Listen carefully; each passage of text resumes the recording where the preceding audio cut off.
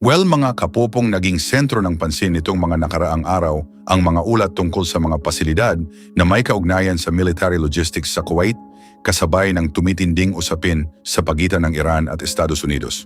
Ayon sa iba't ibang pagsusuri, hindi lamang ang mismong insidente ang mahalaga, kundi pati ang lokasyong naapektuhan. Dahil matagal nang itinuturing ang Kuwait bilang isa sa pinakamahalagang sentro ng logistics at transportation operations sa gitnang silangan. Sa mga oras na sinusuri ng mga opisyal at eksperto ang mga pangyayari, lumitaw ang mga ulat na nagsasabing may mga lugar na konektado sa Kuwait International Airport na kabilang sa mga naging focus ng operasyon. Para sa ilang eksperto, mahalagang bahagi ng mas malawak na network ang naturang lugar dahil ginagamit ito sa paggalaw ng kagamitan, resources at iba pang mahahalagang supply sa rehiyon. Dahil dito, naging paksa rin ng diskusyon ang kahalagahan ng logistics infrastructure sa pagpapanatili ng operasyon at koordinasyon sa iba't ibang bahagi ng rehiyon. Sinabi mga kapupong ng mga opisyal ng Iran na ang kanilang mga aksyon ay nakatuon sa mga pasilidad na may kaugnayan sa military infrastructure. Samantala, nagbigay rin ng sariling pagsusuri ang Estados Unidos tungkol sa naging epekto ng mga pangyayari.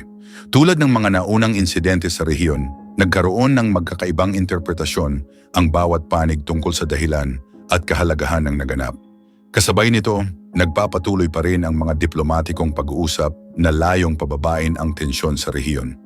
Isa sa mga usaping patuloy na tinatalakay ay ang sitwasyon sa Lebanon. Sinabi ni Iranian Foreign Minister Abbas Araghchi na mahalagang bahagi ng anumang mas malawak na kasunduan ang mga kaganapan doon. Ayon sa Tehran, mga kapopong, magkakaugnay ang iba't ibang isyong panrehiyon at hindi maaaring paghiwa-hiwalayin sa mga negosasyon. Gayunman, iba ang pananaw ng ilang opisyal sa Lebanon. Sinabi ni Lebanese President Joseph Aoun na dapat manatiling nakatuon ang kanilang bansa sa sariling pambansang interes at hindi nakadepende sa mas malawak na usaping panrehiyon.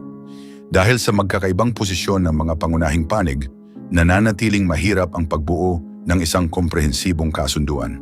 Bagamat marami ang sumusuporta sa pagpapatuloy ng pag-uusap, nananatiling hamon ang pagkakaroon ng pagkakasundo sa mga pangunahing kondisyon para sa isang pangmatagalang kaayusan.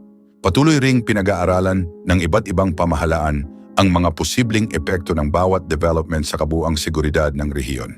Pero mga kapupong, patuloy ding sinusubaybayan ng mga merkado sa buong mundo ang sitwasyon sa Strait of Hormuz. Kilala ang rutang ito bilang isa sa pinakamahalagang daanan ng oil at iba pang energy resources. Anumang pagbabago sa seguridad ng lugar ay may kakayahang makaapekto sa pandaigdigang trading at ekonomiya. Sa mga oras na lumalabas ang mga bagong ulat, naging pabago-bago rin ang galaw ng presyo ng oil sa pandaigdigang merkado.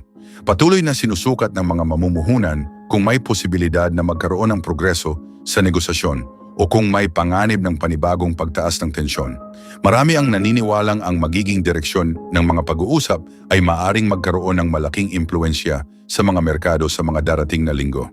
Kabilang mga kapupong sa mga pangunahing usaping nananatiling pinag-uusapan ang mga economic sanctions, seguridad sa mga ruta ng pangdagat at mga alalahanin tungkol sa nuclear program ng Iran. Patuloy na naghahanap ng kasiguruhan ang Estados Unidos sa ilang sensitibong usapin, habang binibigyang diin naman ng Iran ang kahalagahan ng economic relief at mas malawak na oportunidad para sa trading. Para sa mga eksperto, mga kapupong, isang mahalagang aral mula sa mga pinakahuling pangyayari ang lumalaking kahalagahan ng logistics at transportation networks. Ayon sa kanilang pagsusuri, hindi lamang modernong kagamitan ang mahalaga sa panahon ng krisis, kundi pati ang kakayahang mapanatili ang tuloy-tuloy na supply ng resources sa iba't ibang lokasyon. Well, mga kapopong, naging sentro ng pansin ang Kuwait matapos maapektuhan ang operasyon ng Kuwait International Airport kasunod ng isang insidenteng nagdulot ng malawakang pag-aantala sa mga biyahe. Agad na kumilos ang mga awtoridad upang tiyakin ang kaligtasan ng mga passenger at empleyado, habang pansamantalang isinailalim sa inspeksyon ang ilang bahagi ng pasilidad. Dahil sa pangyayari, maraming flight ang naantala at kinailangang baguhin ang schedule. Sa mga oras na isinasagawa ang pagsusuri sa paliparan, nakipag-ugnayan ang mga airlines sa mga opisyal upang mabigyan ng agarang impormasyon ang mga apektadong passenger. Ayon sa mga awtoridad, pangunahing prioridad ang mabilis ngunit maingat na pagbabalik ng normal na operasyon. Kasabay nito, mga kapupong, muling umigting ang atensyon sa Strait of Hormuz.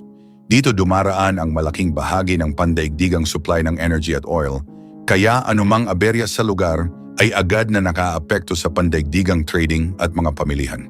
Sinabi ng mga opisyal ng Estados Unidos na nagsagawa sila ng mga defensive operation upang mapanatili ang seguridad ng mga rutang ginagamit ng mga barkong pangkalakalan. Sa panig naman ng Iran, sinabi ng kanilang mga representatives na ang kanilang mga naging kilos ay tugon sa mga naunang pangyayari sa rehiyon. Mga kapupong sa mga oras na nagpapatuloy ang tensyon, ilang bansa sa Gulf region ang nagulat ng pagharang sa mga projectile at unmanned aircraft. Bilang pag-iingat, agad na pinaandar ang iba't ibang defense system. Maraming residente ang nakarinig ng malalakas na tunog mula sa himpapawid, subalit tiniyak ng mga opisyal na patuloy ang kanilang mga plano upang mapanatili ang seguridad ng publiko. Sa kabila ng mga pangyayari, nagpapatuloy pa rin ang diplomatic efforts sa pagitan ng Washington at Tehran. Sinabi ni Pangulong Donald Trump na nananatiling open ang Estados Unidos sa usapan at naniniwala siyang may pagkakataon pa ring magkaroon ng mas malawak na pagkakaunawaan sa hinaharap. Pero mga kapopong, mas maingat ang naging pahayag ng mga opisyal mula sa Iran. Ayon sa kanila, marami pang mahahalagang usapin ang kailangang mapagkasunduan bago magkaroon ng anumang pangmatagalang kasunduan. Kabilang dito ang mga usaping may kaugnayan sa ekonomiya, seguridad, at mga commitment na inaasahang magkakaroon ng epekto sa rehiyon. Ayon sa mga eksperto, nananatiling sensitibo ang sitwasyon dahil ang bawat bagong development ay may kakayahang makaapekto sa direksyon ng mga negosasyon. Ang anumang pagtaas ng tensyon ay maaari ring magdulot ng pangamba sa mga pamilihan, lalo na sa sektor ng energy. Samantala, mga kapupong, pinalakas ng ilang bansa ang seguridad sa mga paliparan, pantalan at iba pang kritikal na infrastruktura. Layunin ng mga planong ito na matiyak ang tuloy-tuloy na operasyon ng transportasyon at iba pang mahahalagang serbisyo. Sa Kuwait, nagpapatuloy ang pagkukumpuni at pagsusuri sa mga pasilidad na naapektuhan. Nakikipagtulungan ang mga lokal na awtoridad sa iba't ibang ahensya upang mapabilis ang pagbabalik sa normal ng mga operasyon. Marami ring volunteer at emergency personnel ang tumulong upang mapanatili ang kaayusan sa lugar. Patuloy namang nananawagan ang mga tao sa mundo para sa pagpapatuloy ng diplomasya at mapayapang pag-uusap. Para sa maraming eksperto, mahalagang mapanatiling open ang komunikasyon sa pagitan ng mga panig upang maiwasan ang karagdagang pagtaas ng tensyon. Sa ngayon, mga kapupong, nakatuon ang pansin ng rehiyon sa magiging resulta ng mga nagpapatuloy na pag-uusap. Ang mga susunod na araw ay itinuturing na mahalaga dahil maaaring dito makita kung magkakaroon ng panibagong progreso sa usapin ng seguridad at katatagan.